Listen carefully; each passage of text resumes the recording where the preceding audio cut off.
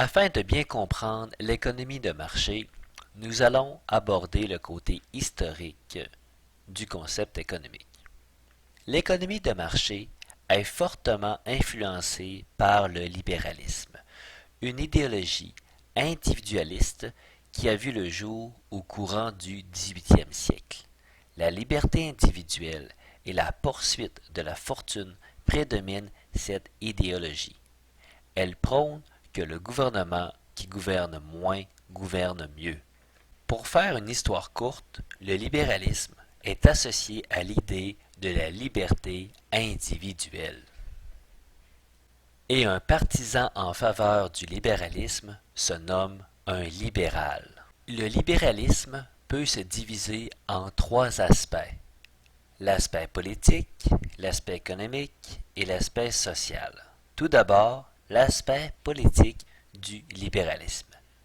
Il met l'accent sur le principe selon lequel tous les membres de la société possèdent les mêmes droits et libertés, peu importe leur sexe, leur race ou leur statut économique. L'aspect économique du libéralisme, il s'appuie sur le droit de propriété de l'individu et sur le retrait du contrôle gouvernemental des marchés économiques, afin que la valeur des biens et des services soit établie par les individus ou les entreprises et non par le gouvernement. L'aspect social du libéralisme, il est axé sur l'idée que les individus constituent le fondement de la société, la base, et qu'à ce titre, ils doivent être traités en égaux et jouir de droits, de liberté et d'une bonne qualité de vie. Le libéralisme donnera naissance au système économique capitaliste, le capitalisme. Dans un système capitaliste, les acteurs privés, détenteurs du capital, échangent librement des biens et des services pour en tirer un profit. Pour faire une histoire simple, l'aspect économique du libéralisme se nomme le capitalisme.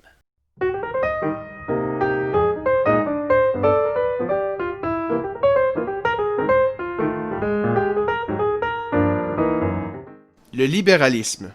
Le libéralisme est une idéologie qui défend la liberté sur trois principaux aspects: l'individu, la politique et l'économie.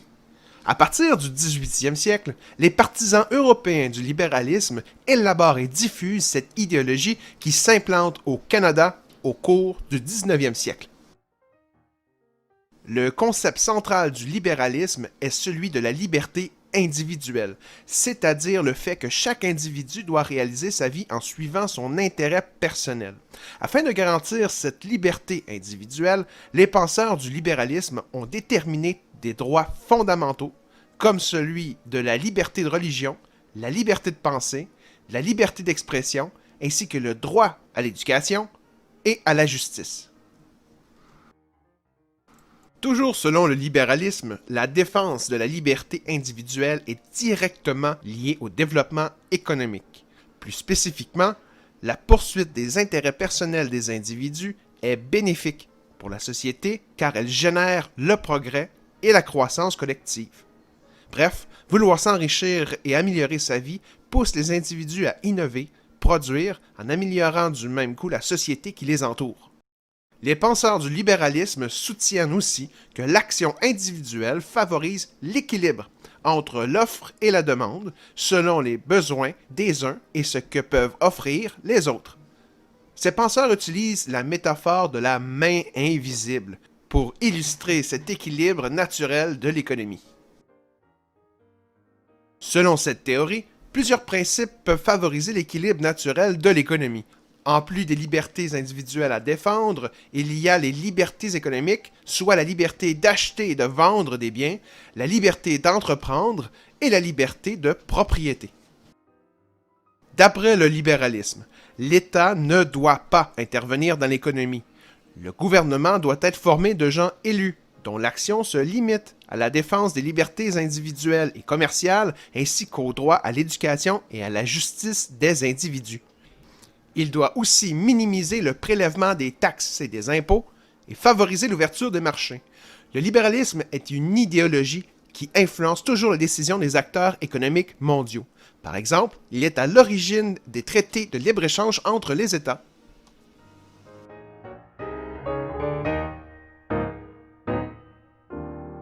Quelques personnages importants liés au libéralisme sont John Locke, Adam Smith et John Maynard Keynes.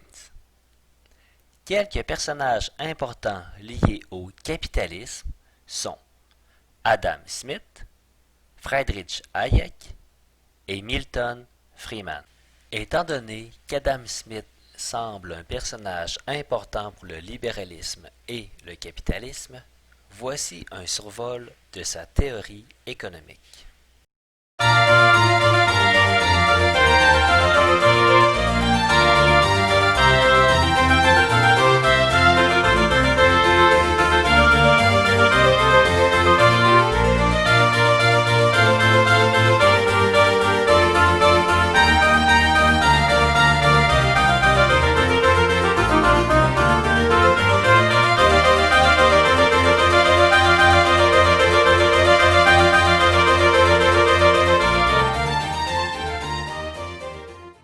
Dans son livre intitulé Recherches sur la nature et les causes de la richesse des nations de 1776, Adam Smith remet en question les principes fondamentaux du mercantilisme.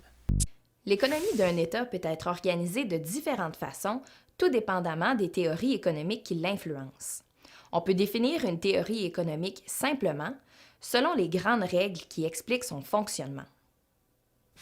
Au 16e et 17e siècle en Europe, le mercantilisme est la théorie économique prédominante. Selon le mercantilisme, la richesse et la puissance d'un État se mesurent à la quantité de métaux précieux qu'il possède. En d'autres mots, plus un État a d'argent et d'or, plus il est puissant. Selon lui, ce type d'économie entraînait une mauvaise répartition de la richesse au sein de la société. Il estimait que la richesse serait mieux distribuée si les citoyens prenaient davantage part aux décisions concernant les produits qu'ils fabriquaient, leur procédé de fabrication et le prix auquel on les vendait.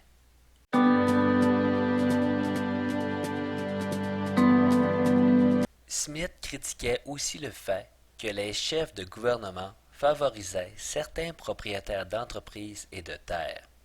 Ces derniers avaient le droit exclusif d'extraire la matière première ou de produire certains biens. Cela favorisait les monopoles. Seule une ou deux entreprises avaient le droit de fabriquer un produit. Ces monopoles détruisaient la concurrence et entraînaient la baisse de la qualité des produits. Les fabricants n'avaient pas besoin d'améliorer leurs produits puisqu'ils étaient les seuls à les vendre. Smith croyait que la concurrence force les gens à devenir meilleurs, plus forts, plus rapides et plus intelligents. Selon lui, dans un marché où la concurrence existe, les gens doivent s'améliorer puisque les meilleurs vendront davantage de produits et de services. La concurrence et l'intérêt personnel motivent les propriétaires d'entreprises et les agriculteurs à offrir de meilleurs produits afin d'en vendre plus que leurs concurrents. Ainsi, les consommateurs achètent de meilleurs produits et les propriétaires et fermiers gagnent davantage. Dans son essai, Adam Smith propose qu'une main invisible guide les individus et les entreprises, ce qui contribuerait à la prospérité et au bien-être de la société. Les propriétaires d'entreprises, poussés par leur avidité, désirent, leur intérêt personnel et la concurrence cherchent à faire des produits. Donc, des emplois sont créés et l'économie s'améliore, ce qui profite à l'ensemble de la société. Smith désapprouvait l'intervention du gouvernement dans l'économie, car, selon lui, les gens doivent pouvoir agir librement.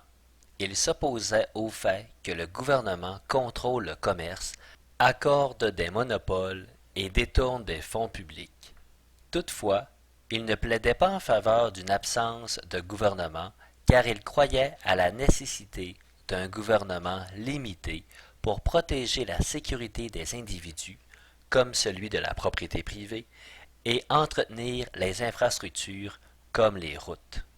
Adam Smith estimait que si l'on permettait aux citoyens d'agir librement dans le domaine de l'économie, ils pourraient améliorer leurs conditions de vie grâce au mérite de leur travail plutôt que d'être prisonniers des conditions de vie de leurs parents.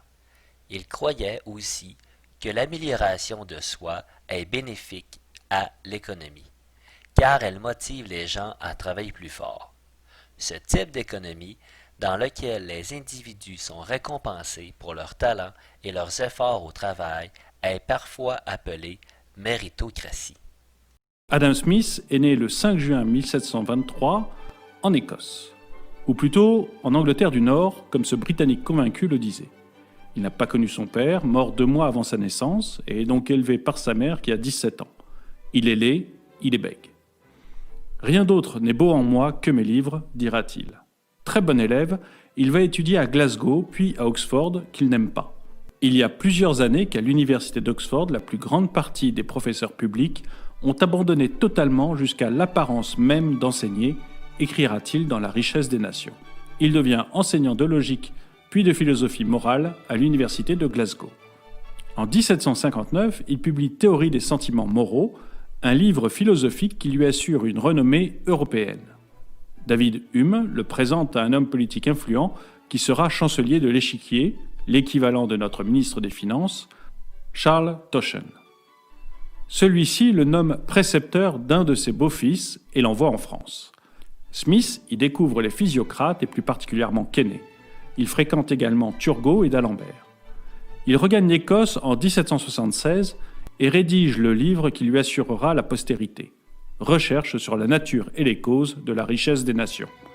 Il le publie en 1776. Excentrique, il va refuser les honneurs et choisit de finir douanier écossais comme son père.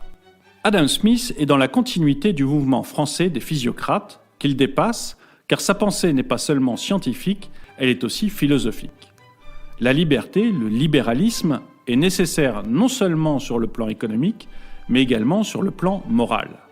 Chaque individu, en exprimant sa volonté individuelle, va contribuer au bien-être général. C'est la théorie de la main invisible. Selon cette théorie, ce n'est pas de la bienveillance du boucher, du boulanger ou du caviste que nous attendons notre repas, mais bien de leur égoïsme. Ce qui les intéresse, c'est le moment où nous allons passer à la caisse. Mon boulanger fera le meilleur pain possible non pas parce qu'il m'aime, mais parce qu'il veut me le vendre. C'est parce qu'il poursuit son intérêt égoïste qu'il va s'intéresser à mes besoins et au rapport qualité-prix de ses produits.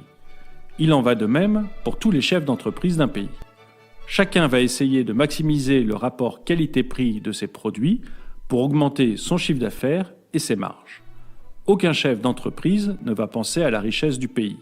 Pourtant, en recherchant son intérêt, le chef d'entreprise va augmenter la richesse de son pays. Il est donc conduit par une main invisible à accomplir une fin qui n'entre pas dans ses intentions. Le chef d'entreprise, en recherchant son intérêt personnel, concourt au bien commun. Naturellement, on trouvera toujours des patrons voyous, comme il y a des salariés, des oisifs et des politiques voyous. Mais dans cette théorie, ils sont marginaux. L'intérêt est un régulateur efficace des relations économiques et sociales. Second point essentiel de la pensée de Smith, la division du travail.